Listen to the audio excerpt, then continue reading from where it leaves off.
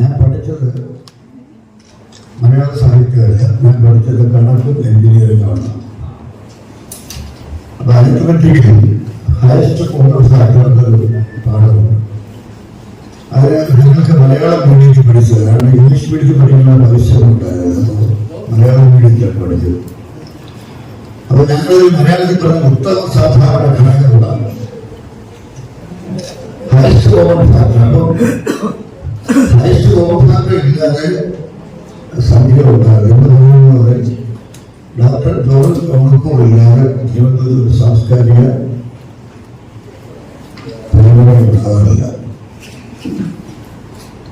Doctor M R Thampan എനിക്ക് വലിയ കടന്നുണ്ട്. അദ്ദേഹം ലാംഗ്വേജ് ഡയറക്ടറായ സമയത്താണ് എന്നെ പുസ്തകം പുറത്തിറക്കിയത്. വളരെ പരിപാടികൾ എഴുതിയ എന്നെയും ശർമാശാക്കളോട് എഴുതിയ വിവിധ ലേഖനങ്ങളിലും സമാഹാരമുണ്ട്. ശ്രീ തമിഴ് അതായത് പ്രശസ്തമായ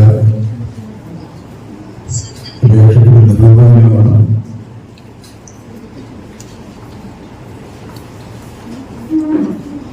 ഞാൻ എഴുതേക്കാതിരുന്നത് അഹങ്കാരമല്ല, എനിക്ക് സുഖമില്ലാത്തതാണ്.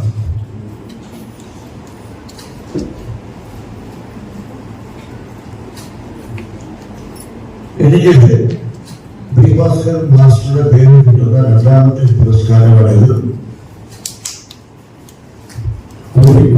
ഭാസ്കരൻ മാസ്റ്ററുടെ ജന്മസ്ഥലമായി കൊടുങ്ങല്ലൂരിൽ കഴിഞ്ഞ 15 വർഷമായിട്ട് ബി ഭാസ്കരൻ ഫൗണ്ടേഷൻ എന്നൊരു സംഘടനയുണ്ട്. അതിന്റെ പുരസ്കാരം, ആദ്യത്തെ പുരസ്കാരം ഇന്ത്യൻ രണ്ടാമത്തെ പുരസ്കാരം നടൻ മധു, മൂന്നാമത്തെ പുരസ്കാരം യേശുദാസ്. അങ്ങനെ ആ പരമ്പരയിൽ എനിക്ക് സമ്മാനം കിട്ടിയിട്ടുണ്ട്. അവിടെ 50,000 രൂപയാണ് സമ്മാന തുക. ഇപ്പോൾ ഞാൻ ഫൗണ്ടേഷന്റെ രക്ഷാധികാരിയാണ്. ഞാൻ തമ്മിലുള്ള ബന്ധം മലയാള സിനിമയിലെ ഒരു അത്ഭുതമാണ്. കാരണം ഞാൻ ആദ്യമായി എഴുതിയ, എന്റെ 18ാമത്തെ വയസ്സിൽ എഴുതിയ നോവൽ കാക്കത്തമ്പുരാട്ടി സിനിമയായത് ഭാസ്കരൻ മാസ്റ്ററാണ്. അതായത് തന്റെ പിന്നാലെ വരുന്ന, തന്റെ ജോലി തന്നെ ചെയ്യുന്ന വളരെ പ്രായബോധമുള്ളാതെ സ്വന്തം ബുദ്ധിമുട്ടുള്ളതാണ് ഭാസ്കരൻ മാസ്റ്റർ. ആ മഹാമനസ്സിലേക്ക് മരണം വരെയെനിക്ക് ഞാനുണ്ടായിരിക്കാൻ എന്ന് മാത്രമല്ല, കാക്കത്തമ്പുരാട്ടി എന്ന നോവലിൽ ഞാൻ എഴുതിയ തിരക്കഥ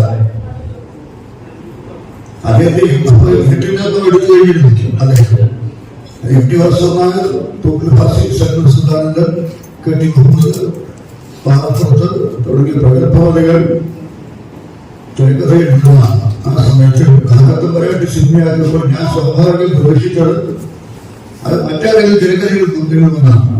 എനിക്ക് ഭാസ്കരൻ മാസ്റ്ററോട് പറഞ്ഞത്, തന്ത്രിയാണ് എനിക്ക് ഓണാറ്റങ്ങളുടെ ഭാഷയാണ്. ഞാൻ തന്നെയാണ് ചെയ്തത്. ഇതിന്റെ കറുപ്പും വെളുപ്പുമായ വർണ്ണങ്ങളുടെ പേരിൽ ഞായറാഴ്ച ഞാനെഴുതിയ ഒരു പരമ്പരയാണ്. എന്റെ ചലച്ചിത്ര ജീവിതത്തെക്കുറിച്ചുള്ള പരമ്പരയാണ് കറുപ്പ് വെളുപ്പമായ വർണ്ണങ്ങൾ. അത് മനോരമ തന്നെ പ്രസിദ്ധീകരിച്ചിട്ടുണ്ട്. അത് വിശദമായി പറഞ്ഞിട്ടുണ്ട്. അപ്പൊ കാക്കത്തമ്പുരാട്ടി എന്ന സ്ക്രിപ്റ്റ് വായിച്ചു കഴിഞ്ഞപ്പോൾ അദ്ദേഹം നല്ലതാണെന്നോ മോശമാണെന്നോ ഒന്നും പറഞ്ഞില്ല. ഞാൻ മുഴുവൻ വായിച്ചു കഴിഞ്ഞപ്പോൾ അദ്ദേഹം തന്റെ പോക്കറ്റിൽ നിന്ന് ഒരു 100 രൂപയുടെ നോട്ടിൽ ലഭിക്കുന്നത്. അത് വലിയ എന്റെ ഗുരുത്വത്തിന് കിട്ടിയ സമ്മാനമാണ്. എന്തിനാണ് ചോദിച്ചു. ഇപ്പൊ എന്റെ ഇതിലേ ഉള്ളൂ. ഞാൻ സ്വന്തമായിട്ട് പടമെടുക്കാൻ പോകണം. അത് തമ്മിയാണ് സ്ക്രിപ്റ്റ് ചെയ്തത്. അങ്ങനെ ഞങ്ങൾ ഒരുമിച്ച് ഇറക്കിയ സിനിമയാണ് 100 ദിവസം കൂടി സൂപ്പർ ഹിറ്റ് വാങ്ങിയില്ല. അതിന്റെ പാട്ടുകളെല്ലാം തന്നെ സൂപ്പർ ഹിറ്റുകളാണ്.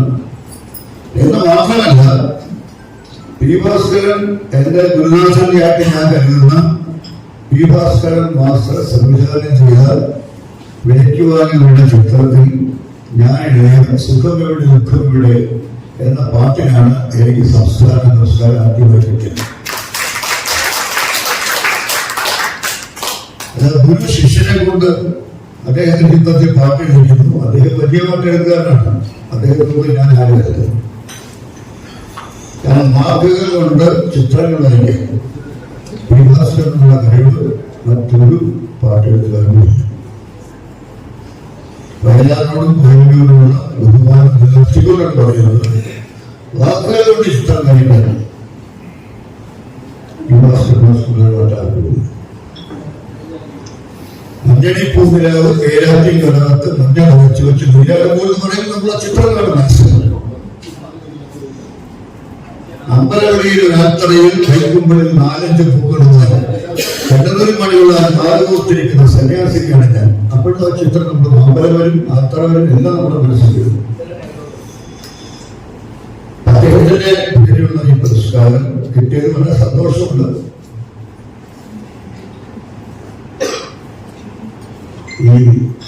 എന്റെ സ്ഥിതി ഈ ഫലകങ്ങൾ വയ്ക്കാൻ സ്ഥലങ്ങൾ എന്റെ ഒരു ചെറിയ വീടാണ്. സിനിമയിൽ ഒരുപാട് കാര്യങ്ങൾ ചെയ്തെങ്കിലും ഞാൻ വലുതായിട്ടൊന്നും സമ്പാദിച്ചിട്ടില്ല. സമ്പാദിച്ചവരുടെ സിനിമ സ്വന്തമായിട്ട് പ്രൊഡ്യൂസ് ചെയ്യുന്നത് ശ്രമിച്ചു. അതുകൊണ്ട് ഈ ഫലകങ്ങൾ വയ്ക്കാൻ സ്ഥലങ്ങൾ എന്റെ കിട്ടുന്നതാണ് പെട്ടെന്ന്. അതുകൊണ്ട് ഞാൻ സാധാരണ ഒരു തമാശയെ പറയാറുണ്ട്, ഈ ഫലകം നല്ല വിലയുള്ളതാണ് സാധനം. അതുകൊണ്ട് പൈസകളൊക്കെ ഒരു കവറടിക്കാൻ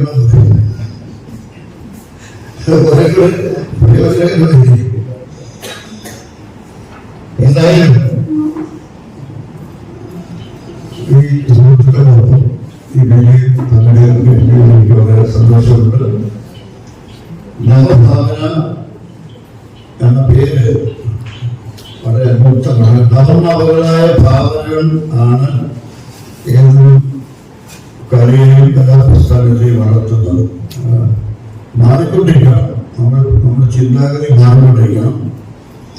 നന്മയിലേക്കുള്ള പരിവർത്തനമായിരിക്കണം.